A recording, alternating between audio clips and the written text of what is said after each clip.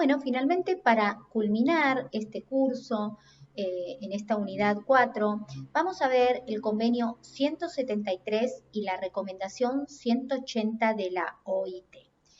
Este convenio fue ratificado por la Ley 24.285 e integra el cuerpo normativo internacional de tratados internacionales que incluimos en el artículo 75, inciso 22 de la Constitución Nacional, porque es un convenio que ha sido ratificado por el Congreso de la Nación.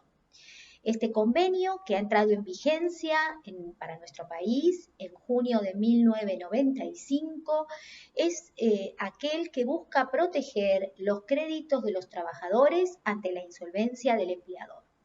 Previa a la existencia de este convenio, existía el convenio de la OIT número 95, también ratificado por nuestro gobierno, por nuestro Estado, por el Congreso de la Nación, que es el convenio de protección de los salarios y que solo establecía una pequeña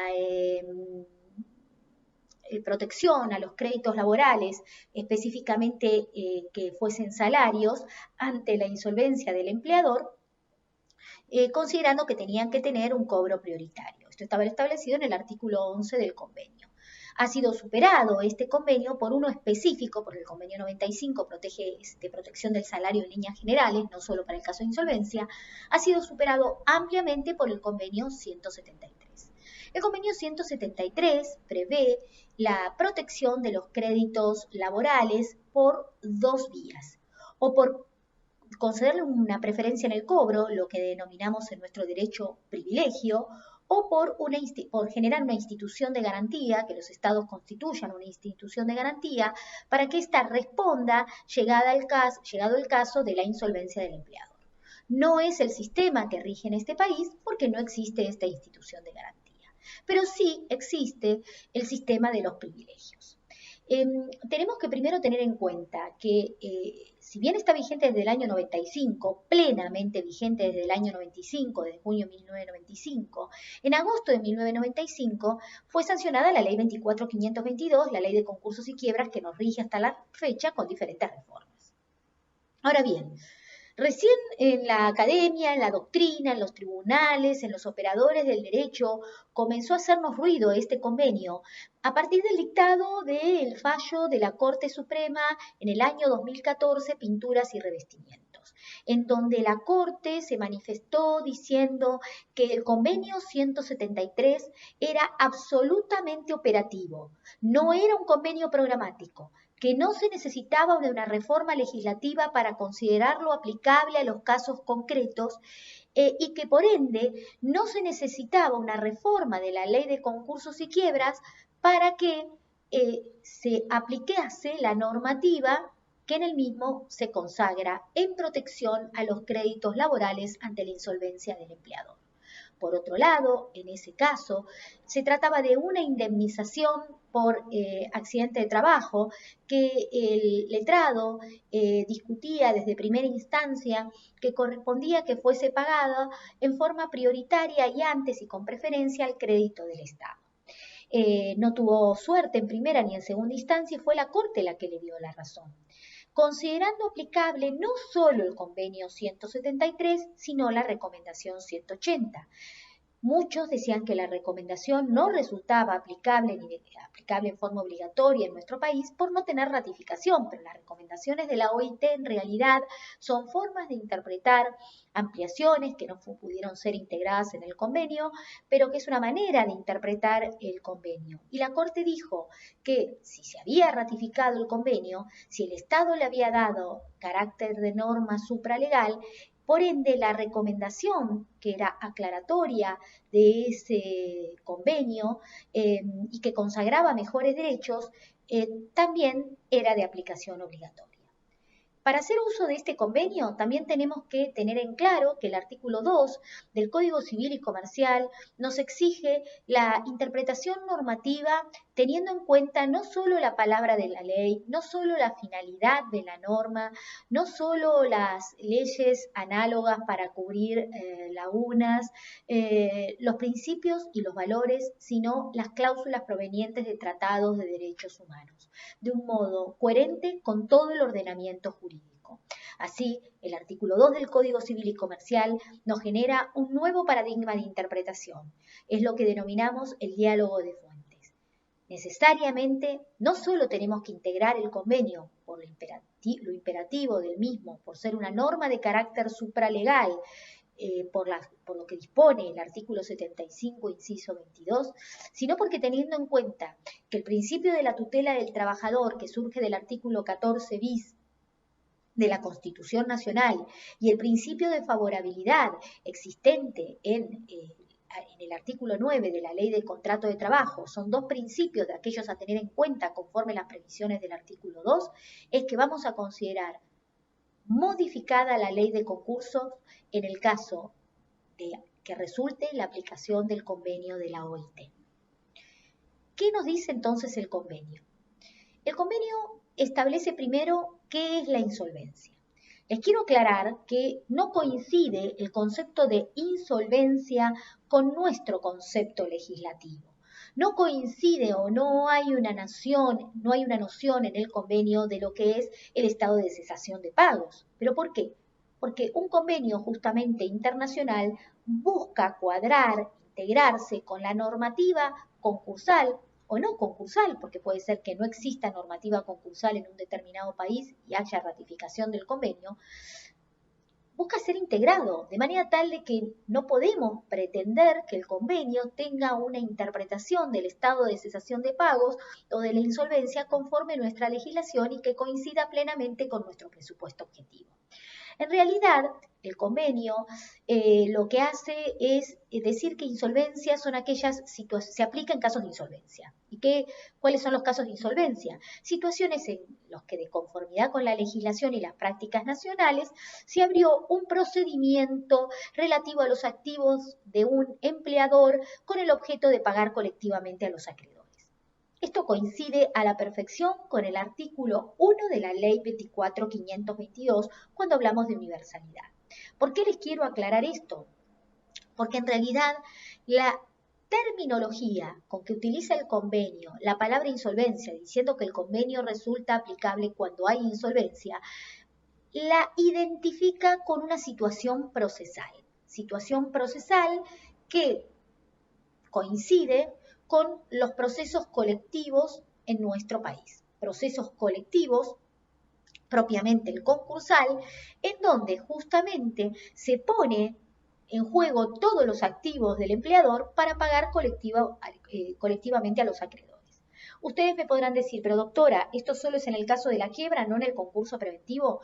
Les voy a decir que mi criterio es que el convenio resulta de aplicación tanto en el concurso preventivo como en la quiebra, porque el concurso preventivo también es un proceso que trata sobre todos los activos del empleador para pagar colectivamente a sus acreedores, es decir, todos tienen que venir a verificar y la garantía de eso es todo el patrimonio del deudor. Por otro lado, tengamos en cuenta que toda presentación en concurso preventivo implica de por sí la posibilidad de que el concursado caiga en quiebra. ¿Por qué caiga en quiebra? Valga esta terminología media coloquial. Porque en el supuesto de que el acreedor, que el deudor no logre las mayorías necesarias, fracase el concurso preventivo por cualquiera de las situaciones de fracaso previstas en la ley concursal, bueno, hay un pedido virtual de quiebra. Todo aquel que se presenta en concurso preventivo está peticionando potencialmente su quiebra. No logró las mayorías, no se logró la homologación del acuerdo, no se logró que el concurso preventivo se cumpla, porque hay incumplimientos del acuerdo, no se pagaron los honorarios, no se hizo pública la propuesta, no existió o existió una impugnación que se hizo lugar y por ende se decreta la quiebra, se declara la nulidad del acuerdo, todas posibilidades en las cuales existe una quiebra indirecta, se decreta la quiebra porque hay un concurso preventivo anterior que ha fracasado. Y fijémonos que si no hacemos uso de las herramientas que nos da el convenio de la OIT, entonces tendremos que en la quiebra ya no tiene sentido aplicarlas porque habremos consagrado situaciones en las cuales el crédito laboral quedó desprotegido y ya en la quiebra no se puede concretar la protección. Este es el caso que se dio, por ejemplo, en el concurso preventivo de Telepiu, un fallo de la Sala D del año 2019, en el cual consideró que no resultaba de aplicación el convenio en el concurso preventivo. En ese caso, el juez había decidido abrir una cuenta especial que no pudiera ser agredida por el fisco. La empresa tenía muchas deudas fiscales por deudas postconcursales y con eso pagar los salarios postconcursales, porque si no, no había continuidad de la explotación. Fíjense que este fallo que no está firme porque está recurrido por recurso extraordinario ante la Corte Suprema y esta todavía no se ha pronunciado, que si siguiésemos con el criterio de la Cámara, el Estado hubiese embargado las cuentas, se hubiese llevado todo el dinero y llegado el momento, si hoy quebrase la sociedad, no tendría activos sobre los cuales cobrarse ese mismo crédito que en quiebra desplazaría claramente, de acuerdo al criterio de la Cámara, al Estado Nacional, que es el crédito laboral, ¿no? ¿Cuál es la manera entonces de protección? 3 artículos a tener en cuenta del convenio. Artículos 5, 6 y 8. El artículo 5 prevé que el crédito laboral debe cobrar con anterioridad a cualquier crédito no privilegiado. Es decir, debe cobrar el crédito laboral antes que cualquier crédito quirografario. En este sentido, entonces, el 247, párrafo primero, que hablamos hace un ratito, y el 249 son inconvencionales, porque establece la posibilidad de que el crédito laboral sea prorrateado en un 50, respecto del 50% del líquido obtenido en la liquidación de los bienes con los créditos quirografarios. Y en realidad esto no es posible porque el convenio establece que previo a que cobren los quirografarios tienen que estar satisfechos íntegramente los créditos laborales. El artículo 6 determina cuáles son los créditos laborales a proteger. Les quiero aclarar que el artículo 6 del convenio establece la protección a salarios por 3 meses, pero la recomendación amplía los rubros, de manera tal que tengamos en claro que la recomendación, vamos a tener en cuenta lo que dice la recomendación, que es lo que aplicó la Corte, ¿no? La Corte aplicó la recomendación 180 porque salvaguardó el crédito de un accidente de trabajo, la indemnización por accidente de trabajo que en el convenio no está contemplada. En definitiva, por el artículo 2.1 de la recomendación y el artículo 6, ¿cuáles son los rubros protegidos por el convenio de la OIT? Los salarios por 12 meses, el preaviso, el SAC, las licencias que deben ser pagas, las vacaciones y las indemnizaciones por culminación o terminación del vínculo laboral o las de accidentes de trabajo o enfermedades laborales. El artículo 8, que es el otro que nos interesa en el punto, establece que el crédito laboral debe cobrar previamente o debe tener un privilegio mejor que el de la mayoría de los créditos privilegiados, pero en especial respecto del Estado y los créditos de seguridad social. ¿Qué significa esto? Que el crédito laboral siempre desplaza al Estado, con lo cual vuelve inconvencional el artículo 247 cuando establece que los privilegiados generales cobran a prorrata entre sí. El convenio no permite que haya un prorrateo entre el crédito del Estado, ya sea nacional, provincial o municipal, y el crédito del acreedor laboral por los rubros protegidos en el artículo 6 del convenio y 2.1 de la recomendación. Por último, tengamos en cuenta que más allá de que haya concurso o quiebra, el convenio se aplica también cuando las sumas que se le adeudan al trabajador están en vías de cobro y el empleador carece de activos que basten para pagar los créditos laborales. De esta manera podemos hacer uso de este convenio aún en las ejecuciones individuales. Y tengamos presente también que en caso de liquidación no coercitiva de una sociedad, es decir, la liquidación voluntaria prevista por la Ley General de Sociedades ante la disolución por alguna de las causales del artículo 94, también implica la aplicación inmediata del convenio 173. Muchas gracias por haberme acompañado en este curso y les pido que lean la bibliografía obligatoria y el material que se acompaña con el mismo. Muchas gracias.